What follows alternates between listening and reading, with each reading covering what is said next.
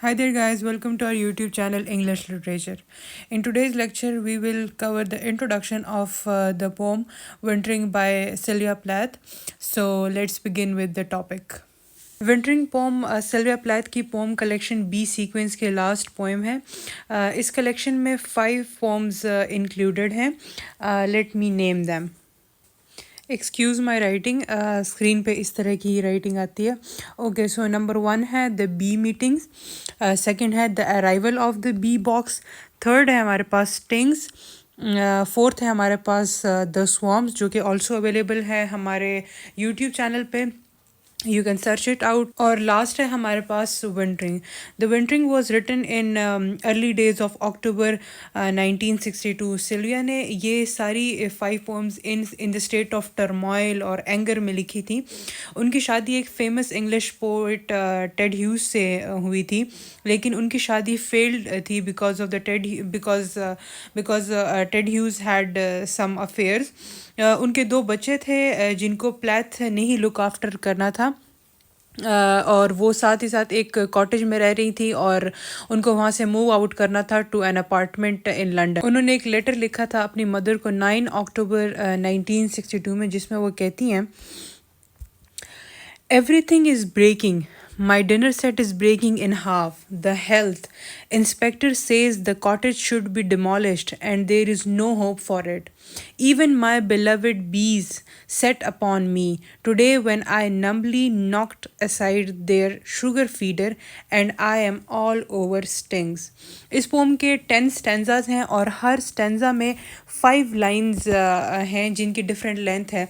इस पोम में speaker focus करती है slow time of the year को, उस साल के उस वक्त को जब वक्त बहुत स्लो गुजरता है, जब बीज हाइव विच मीन्स शहद की मक्खी का जो छत्ता होता है, लेकिन तब वो खाली होता है उस वक्त में, और उसमें यानी कि हनी नहीं होता, और वो तब वो रिकवर हो रहा होता है और उसकी उस वक्त बीज को कमर्शियल शुगर फीड कराई जाती है, जो कि एक ओल्ड इंग्लिश शुगर कंपनी की होती है.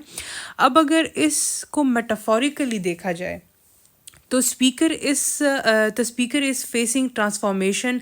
विंटर्स के डिप्रेशन से निकल कर वो स्प्रिंग की रीबर्थ की तरफ जा रही है. वेस्ट में विंटर्स को सैड और ब्लू डेज कंसिडर किया जाता है. फियर और आइसोलेशन होप में बदल रहा है. In the first person speaker reader को गाइड करता है through the process of storing Honey, feeding the bees, और फिर फीमेल बीज की स्ट्रेंथ को ऑब्ज़र्व करना, उनकी क्वीन को ऑब्ज़र्व करना, और and and death of the male bees. इस पोइम की थीम जो है वो सर्वाइवल है. This is the easy time, there is nothing doing, I have whirled and midwife's extractor.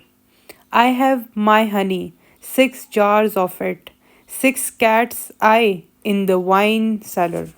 These 10 stanzas form a kind of timeline of events, जैसे कि winter से गुजर कर स्प्रिंग का आना, जहाँ हम देखते हैं transition from the state of inactivity through to revival and hope, जहाँ सिल्विया को अपनी क्रिएटिव स्पिरिट और पोएटिक सेल्फ का अंदाज़ा होता है.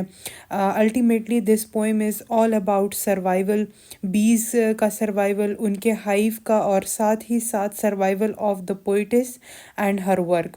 Speaker of the pome anxiously observe कर रही है कि बीज के हाइव में क्या चल रहा है. अपनी इंटरनल फीलिंग्स को भी वो ऑब्ज़र्व कर रही है, साथ ही साथ इन्वायरमेंट को ऑब्ज़र्व कर रही है, और एटमॉस्फेयर को, डोमेस्टिक एटमॉस्फेयर को भी ऑब्ज़र्व कर रही है, और ये सब कुछ एक मिथोलॉजिकल नैरेटिव में रैप्ट करती है. Let's begin with the analysis of first and second stanza. So the first 2 stanzas are joined together by comma, जहाँ speaker को हम देखते हैं 6 jars of stored honey, जो कि sweet है और product of bee hives हैं. सर्दियाँ हैं and there is not much happening. Actually west میں ایک کلچرل ایسوسیشن ہے آف ونٹر ود میلانکلی، اکیلا پن، خاموشی، انٹروسپیکشن کا ٹائم کنسیڈر کیا جاتا ہے. Introspection means where you examine your own thoughts, feeling and experiences, اور پھر آپ ان کے اوپر ریفلیکٹ کرتے ہو، سوچتے ہو. On a lighter note, Pakistan میں اٹس شادی season and fun season. Coming back to the topic, honey کو ہائیو سے کلیکٹ کر دیا گیا ہے اینڈ اسٹورڈ ان جارز. پلیت ایک ڈارک اور کولڈ اسپیس کو ڈسکرائب کرتی ہے جہاں بیز اور ہنی آر اسٹورڈ.